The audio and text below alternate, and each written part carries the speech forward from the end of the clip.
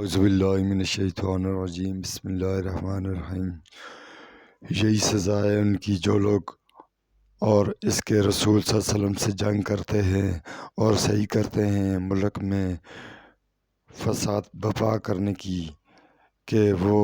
قتل کیے جائیں یا سولی دیے جائیں یا ان کے ہاتھ اور پاؤں کاٹے جائیں مخالف جانب سے، ایک طرف کا ہاتھ دوسری طرف کا پاؤں،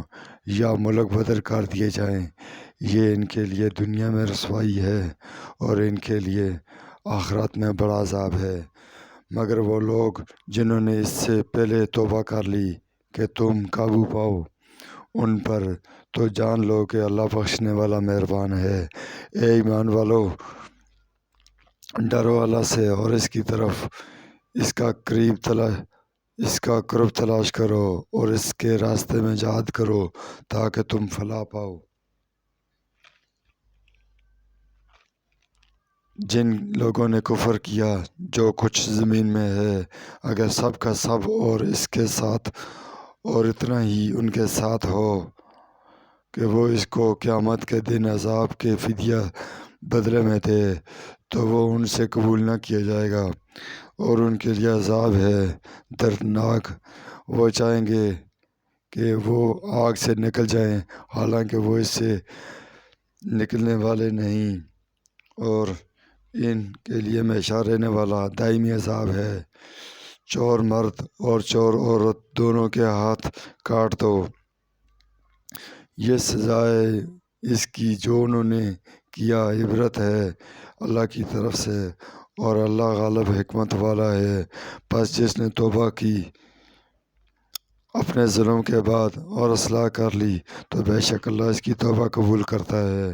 بے شک اللہ بخشنے والا مہربان ہے۔ کیا تم نہیں جانتا کہ اللہ ہی کی ہے سلطنت آسمانوں کی اور زمین کی؟ وہ جسے چاہے عذاب دے اور جس کو چاہے بخش دے، اور اللہ ہر شے پر قدرت والا ہے۔